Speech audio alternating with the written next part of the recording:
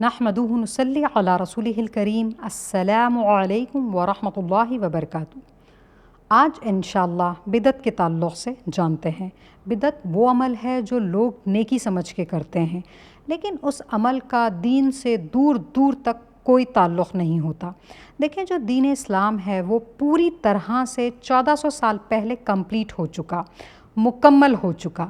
اب اس دین میں نقطے کے برابر بھی کسی قسم کی کوئی گنجائش باقی ہی نہیں رہتی، الحمدللہ، کہ اس دین میں کوئی نیا انوینشن کیا جائے، کہ کوئی چیز داخل کی جائے یا اس میں کسی چیز کو کم کیا جائے اپنی مرضی سے۔ سوال ہی نہیں اٹھتا۔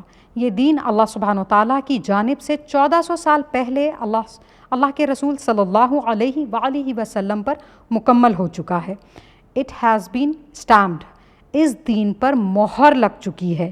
اب اس دین میں کوئی بھی چیز اپنی مرضی سے داخل نہیں کی جا سکتی اور نہ ہی اس میں سے کچھ کم کیا جا سکتا ہے۔ اٹ از کمپلیٹڈ، الحمدللہ۔ اللہ سبحانہ تعالیٰ اپنے بندوں سے کیا چاہتا ہے اور کیا نہیں، ہر ایک چیز بہت آسان کر پوری مکمل کر بتا دی گئی ہے۔ اور پھر بھی اگر کوئی شخص اپنی مرضی سے کوئی عمل کرتا ہے، نیکی سمجھ کر، نیکی کے ارادے سے وہ کرتا ہے، تو اور وہ اللہ سبحانہ تعالیٰ کا حکم نہیں ہے اور نہ ہی اللہ کے رسول سے ثابت ہے، تو وہ عمل بدعت ہے، وہ عمل بدعت کی کیٹیگری میں فال کرتا ہے۔ دیکھیں، شریعت میں اللہ کے رسول کے بعد تبدیلی کرنے پر صحیح بخاری 2697 قال رسول اللہ صلی اللہ علیہ وآلہ وسلم، جس نے بھی ہمارے اس دین میں جو میں تعلیم کر چکا ہوں اس میں خود سے ایسی کوئی چیز نکالی جو اس میں نہیں تھی، تو وہ یاد رکھے کہ وہ رد ہے، وہ انسان مردود ہے۔ ایک اور حدیث اسی کے تعلق سے، سنن نسائی 1579، نبی صلی اللہ علیہ وآلہ وسلم فرماتے ہیں، جسے اللہ تعالیٰ سیدھے راستے پر لے آئے اس شخص کو کوئی گمراہ نہیں کر سکتا، اور جسے اللہ تعالیٰ گمراہ کر دے اس سے کوئی راستے پر لانے والا نہیں۔ بلا شبہ سب سے زیادہ سچی بات اللہ کی کتاب ہے، اور سب سے بہترین طریقہ نبی کریم صلی اللہ علیہ وآلہ وسلم کا طریقہ ہے، اور بدترین کام وہ ہے جنہوں نے اس دین میں اپنی طرف سے کچھ جاری کیا۔ وہ ہر ایک کام بدعت ہے، اور ہر بدعت گمراہی ہے، اور ہر گمراہی اس شخص کو آگ میں لے جائے گی۔ اللہم لا تجعلنا منہم، آمین۔ اور محرم کے منتھ میں بدعت اپنے اور بھی عروج پر ہوتی ہے۔ نیکی سمجھ کر لوگ سارے وہ ایسے کام کر رہے ہوتے ہیں، ذرا سوچیں کیسے فیس کریں گے، کیسے سامنا کریں گے اللہ کا، اللہ کے رسول کا۔ اس بات کو ہمیشہ یاد رکھیں، اللہ جو کچھ اپنے بندوں سے چاہتا ہے وہ ساری چیزیں ہمیں قرآن کے ذریعے اور آپ صلی اللہ علیہ وآلہ وسلم کے ذریعے ہم تک پہنچا دی ہیں۔ ان دو چیزوں کے علاوہ تیسری کوئی چیز نہیں۔ پھر بھی لوگ حق کو چھوڑ کر زمینی دین جو لوگوں نے زمین پر بنا لیا ہے، لوگوں کا بنایا ہوا دین، اس پر عمل کرتے ہیں، آسمانی دین کو چھوڑ کر۔ دیکھیں، نیکی یہ بالکل بھی نہیں جو لوگ سمجھتے ہیں، جو لوگ نیکی کا تصور کرتے ہیں۔ ہم اپنے پیرنٹس سے، ہمیں ہمارے پیرنٹس بتاتے ہیں یا ہمارے بزرگ یہ کہتے ہیں، یا سالوں سے یہ چیز چلی آ رہی ہے۔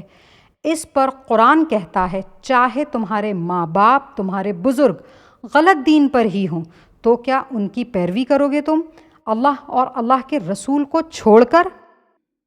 دیکھیں، انسان کو نیکی کا کوئی بھی کام، کوئی بھی عمل اللہ کی کتاب قرآن اور اللہ کے رسول صلی اللہ علیہ وآلہ وسلم سے میچ کرنا ہوگا، تبھی وہ عمل اللہ کے دربار میں لائق قبول ہوگا۔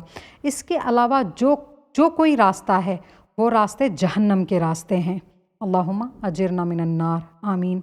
دیکھیں، بہت ہی خیال سے اپنی زندگی گزاریں، کیونکہ بازار میں اور انٹرنیٹ پر دونوں ہی جگہ دین کے نام پر بہت کچھ غلط مل رہا ہے، ایسی ہی غلط چیزوں سے بھرا ہوا ہے جس کا دین سے کوئی تعلق نہیں۔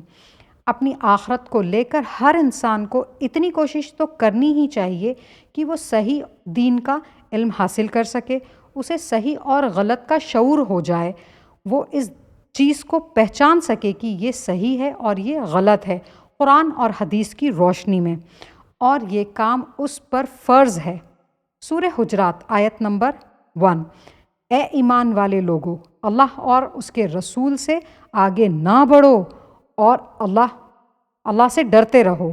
یقیناً اللہ تعالیٰ سننے والا اور جاننے والا ہے، وہ ہر ایک چیز کا علم رکھتا ہے۔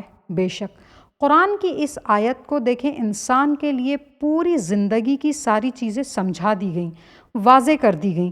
کسی بھی چیز کے لیے اللہ اور اللہ کے رسول سے آگے بڑھنا نہیں ہے۔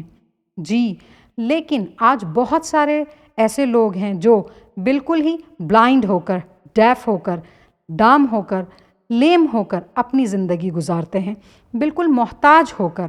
دنیائی معاملے میں ایسا بالکل نہیں کرتے، بڑی ہی سمجھداری سے، بڑی ہی عقل مندی سے زندگی گزارتے ہیں، ہر کام بڑا ہی سوچ سمجھ کر بہت اچھے سے کرتے ہیں۔ لیکن جہاں دین کی بات آئی تو محتاجی کے ساتھ ساتھ سارے معاملات چل رہے ہوتے ہیں، سنی سنائی باتوں پر عمل ہوتا ہے۔ یہ بہت بڑا ڈرنے کا مقام ہے ایک انسان کے لیے۔ اللہ سبحانہ و تعالیٰ تمام ایسے عمل سے ہمیں اپنی پناہ میں لے جو وہ پسند نہیں کرتا، جو اس کے عذاب کا باعث ہو۔ آمین۔ روز قیامت اللہ سبحانہ و تعالیٰ ہمارا شمار اپنے ایسے بندوں میں کرے جو اس کے محبوب بندے ہیں۔ آمین ثم آمین۔ وآخر دعوانا ان الحمد للہ رب العالمین۔